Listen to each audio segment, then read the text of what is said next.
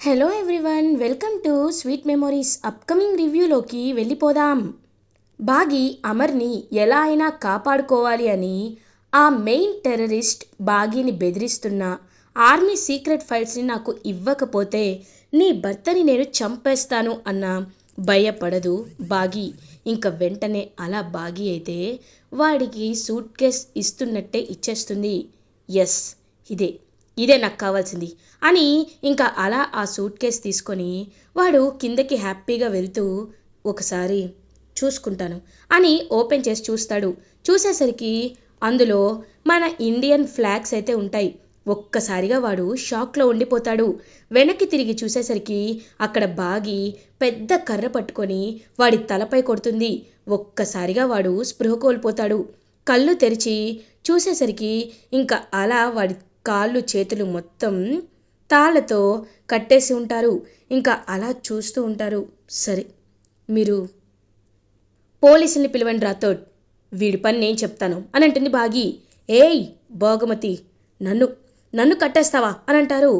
అవును, నిన్నే కట్టేస్తాను. ఏరా, నీకు కొంచెం కూడా ఎలాంటి ఆత్మాభిమానం లేదా? అయినా మీ దగ్గర మీరుండక మా దగ్గరికి వచ్చి ఎందుకు మా ఇన్ఫర్మేషన్ని తీసుకోవాలనుకుంటున్నారు? అలా జరిగితే ఏం జరుగుతుంది?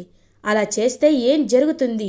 మా దేశాన్ని నష్టపరిస్తే మీకు వచ్చే ఆ ఆనందంతో నేను సంతోషంగా ఉంటానుకుంటున్నావా? నేను ఆర్మీ ఆఫీసర్ వైఫ్నిరా. ఒక్కసారి నేను ఫిక్స్ అయ్యానంటే నా ప్రాణం పోయేంత వరకు మా వారెలా పోరాడతాడో నేను కూడా నా దేశం గురించి పోరాడతాను. ఈ విషయాన్ని గుర్తుపెట్టుకో అని బాగి గట్టిగా వాడికైతే బుద్ధి చెప్తుంది. ఈలోపు ఇన్స్పెక్టర్ వాళ్ళు రావడంతో ఇంకప్పుడే అమర్కైతే మెలకువ వస్తుంది. ఏంటి ఏదో సౌండ్స్ వినపడుతున్నాయని చెప్పి ఇంకా అలా వెళ్ళి చూసేసరికి ఒక్కసారిగా షాక్ అయిపోతాడు అమర్. ఏం చేస్తున్నారు మీరు అని అడుగుతారు. మీకేం తెలియదు సార్, వీళ్ళు కావాలనే ఇదంతా చేస్తున్నారని చెప్పి ఇంక చెప్పేసరికి అలా చూస్తూ ఉంటాడనమాట.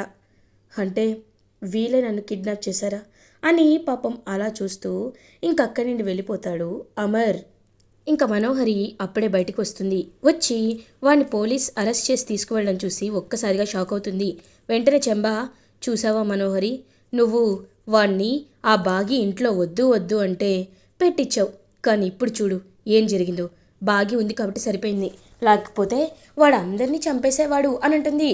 ఊరుకో చెంబా, అయినా ఆ బాగి ఏమని గ్రేట్ అని. ఒకవేళ నేను మెలకుగా ఉన్నా నేను ఇలాగే చేసేదాన్ని అని అంటారు. అవునా, చెప్తే నమ్మేటట్టు ఉండాలి మనోహరి. ఎంత నీ పక్కన ఉంటున్నానని నాకు నీ డబ్బా వినిపించొద్దు అని చెప్పి అక్కడి నుండి వెళ్ళిపోతుంది చెంబా. ఇంకా మనోహరి బాగి వైపు కోపంగా చూస్తూ ఉంటే అమర్ బాగితో, మీరు చాలా రిస్క్ చేశారు. వాడు ఒక మెయిన్ టెర్రరిస్ట్. అలాంటి వాడిని మీరు అంత అవలీలగా ఎలా పట్టుకున్నారు అని అడుగుతారు. ఎందుకంటే నేను మీ భార్యనండి అని పాపం మనసులో అనుకుంటుంది బాగి. చెప్పండి, నాపై ఎందుకు మీకు అంత అభిమానం? వచ్చినప్పటి నుండి చూస్తున్నాను. నన్ను చూస్తే మీరు చాలా అభిమానంగా ఉంటున్నారు. మీరు నన్ను చాలా ప్రేమగా అభిమానంగా చూసుకుంటున్నారు. పిల్లల్ని కూడా మీరు దగ్గరుండి చూసుకుంటున్నారు. ఇదంతా నేను చూస్తూనే ఉన్నాను. దానికి కారణం ఏంటో నాకు చెప్పండి అని అడుగుతారు. ఇంకా వెంటనే అలా ఆలోచిస్తూ ఉంటుంది బాగి. అక్కడికి మనోహరి వచ్చి, ఎందుకంటే తను ఈ ఇంటి కేర్ టేకర్ కాబట్టి అమర్, తను పిల్లల్ని బాగా చూసుకుంటుంది, అందుకే ఇలా జరుగుతుంది అని అంటారు. అవును, ఒకప్పుడు నేను కేర్ టేకర్నే కదా, కాబట్టి ఇప్పుడు కూడా నేను కేర్ టేకర్ని అని చెప్పి బాగి అక్కడి నుండి వెళ్ళిపోతుంది. ఇంకా మనోహరి బాగి దగ్గరికి వచ్చి, బాగి బాగి, నువ్వు ఏదో అనుకున్నావు కదా, అమర్ని నీ సొంతం చేసుకోవాలనుకున్నావు కదా, కానీ ఇప్పుడు చూసావా, ఒకప్పుడు ఎలా అయితే ఇంటికి వచ్చావో తిరిగి తిరిగి కథ అక్కడికే వచ్చింది అని అంటుంది. ఇంక వెంటనే బాగి మనోహరి వైపు చూస్తూ గట్టిగా నవ్వుతుంది. ఒక్కసారిగా షాక్ అయిపోతుంది మనోహరి. ఏయ్, ఎందుకు నవ్వుతున్నావు అని అడుగుతుంది. చెప్తాను మనోహరి, బాగా చెప్తాను, విను. ఏమన్నావు? ఒకప్పుడు నేను ఎక్కడ మొదలయ్యానో అక్కడికే తిరిగి వచ్చానా? ఎగ్జాక్ట్లీ మనోహరి, నువ్వు చెప్పింది నిజంగా సత్యం. ఎక్కడ మొదలయ్యానో నేను అక్కడికే వచ్చాను. కానీ ఈసారి అప్పటిలా భయపడుతూ ఉండే బాగీలా కాదు, ఒక లెఫ్టినెంట్ జనరల్ భార్యగా నేను 5 ఏళ్ళు 5 ఏళ్ళు ఆయనకి దూరంగా ఉన్నా ఎప్పుడు నా ఆత్మాభిమానాన్ని, ధైర్యాన్ని కోల్పోలేదు. ఇప్పుడు కూడా అంతే. ఆయన నాకు ఎప్పుడూ మానసికంగా దూరంగా లేరు. నేను ఆయనకి దగ్గరగా ఉన్నా, దూరంగా ఉన్నా ఆయన ఎప్పుడూ నాలోనే ఉన్నారు. కాబట్టి ఈ విషయం నువ్వు ఎలా గుర్తించలేకపోయావో నాకు అర్థం కావట్లేదు మనోహరి. నీకో విషయం తెలుసా? ఆయన నాతో ఏమన్నారు? మీ కళ్ళల్లో నాకొక ప్రత్యేకమైన అభిమానం కనబడుతుంది. మీరు ఎవరు అని అడిగారు. అలా నిన్ను 3 రోజులు నిన్ను చూస్తున్నారు. అడిగారా? చెప్పు మనోహరి. అడిగారా? మీరు నన్ను ఇంత ప్రేమగా చూసుకుంటున్నారు. ఎవరు మీరు అని అడిగారా? లేకపోతే అసలు నువ్వు ఎవరు, నీ పేరేంటని అడిగారా అని అడుగుతుంది బాగి. ఇంక వెంటనే ఆలోచనలో పడుతుంది మనోహరి. నాకేమీ గుర్తు రావట్లేదు, మీరు ఎవరు అన్న మాటే గుర్తు చేసుకుంటుందన్నమాట మనోహరి. ఇంకలా చూస్తూ ఉంటుంది. గుర్తొచ్చిందా? సినిమా కనిపించిందా? అది ప్రేమ అభిమానానికి ఉండే పవర్. నువ్వు ఆయన్ని ప్రేమించలేదు, నీ స్వార్థం కోసం మా 6 అక్కపై ఉన్న నీ జెలస్, కుళ్ళు, ద్వేషం, కక్షతో ఆయన్ని దక్కించుకోవాలనుకున్నావే తప్ప ఆయనపై నీకు ఎప్పుడూ ఎలాంటి ప్రేమ లేదు. ఇంకిప్పుడు ఆయన్ని ఎప్పుడైతే నువ్వు యాక్సిడెంట్ చేయాలనుకున్నావో ఇంక నీకు పూర్తిగా ఆయనపై ఎలాంటి ప్రేమ లేదు. ఛీ! ఎందుకు? ఎందుకు నీ బ్రతుకు మనోహరి? ఒకప్పుడు మా ఆయన్ని ప్రేమించాను, ఆయన కోసమే నేను ఉన్నాను అని అనుకున్నావు. ఆయన రిజెక్ట్ చేస్తే బాధపడ్డానన్నావు. ఆయన మానాన్న ఆయన బ్రతకనివ్వకుండా నీకు రణ్వీర్ పరిచయమైనా పెళ్లి చేసుకొని ఒక బిడ్డని కని నిర్దాక్షిణ్యంగా నువ్వు ఒక అనాథవి, నీ బిడ్డని కూడా అనాథని చేసేసావు. అలాంటప్పుడు నువ్వు మనిషివి, ఒక తల్లివి ఎలా అవుతావు? ఇంత స్వార్థంగా ఆలోచించిన నీకు అనాథగా ఉన్నావు కాబట్టి అనాథగానే వెళ్ళిపోతావు కూడా. నీ జీవితంలో అనుభవించాల్సిన కర్మ అదే అని చెప్పి బాగి వెళ్ళిపోతూ వెనక్కి తిరిగి, ఆయన నాలో ప్రేమని చూశారు, నీలో స్వార్థాన్ని చూశారు. అది చాలు నాకు. ఆయనలో ఖచ్చితంగా ప్రేమ మొలకెత్తుతుంది. నేనెవరు, పిల్లలెవరు అనేది తెలుస్తుంది. ఆ రోజు నీ పని ముగిసిపోతుంది అని చెప్పి బాగి అక్కడి నుండి వెళ్ళిపోతుంది. ఇంకా ఒక్కసారిగా కుప్పకూలిపోతుంది మనోహరి. బాగి చెప్పిన మాటలన్నీ గుర్తు చేసుకుంటుంది. నిజమే, అమర్కి నాపై ప్రేమ లేదు.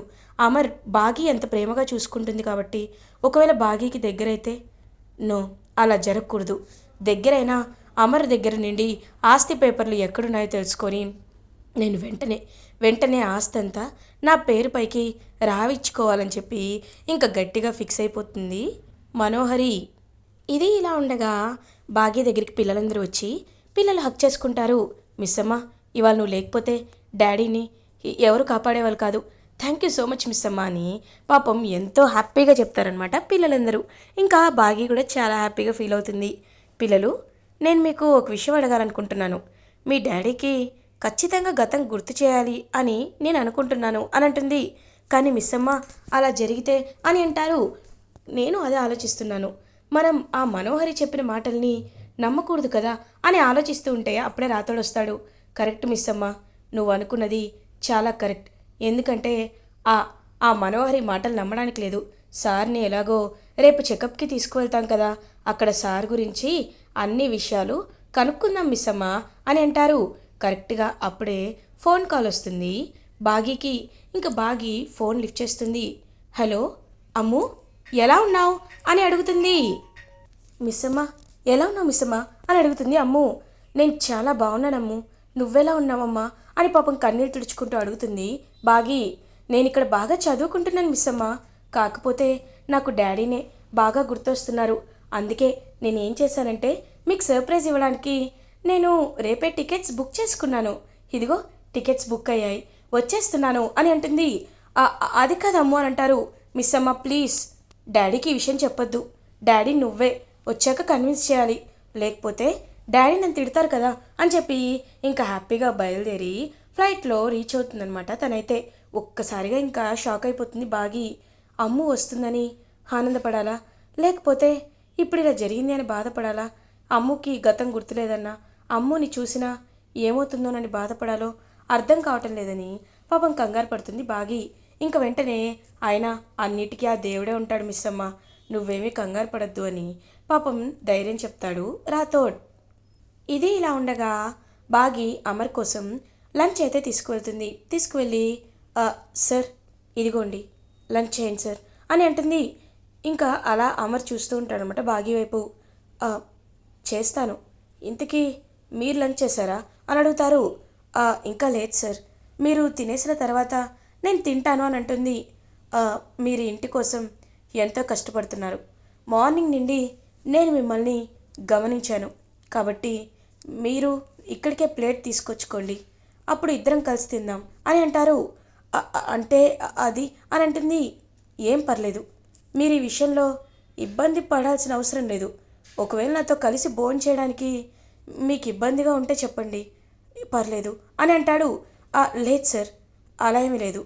నేను తెచ్చుకుంటాను అని పాపం ఎంతో హ్యాపీగా బాగి అయితే తన ఫుడ్ని తెచ్చుకుంటుంది.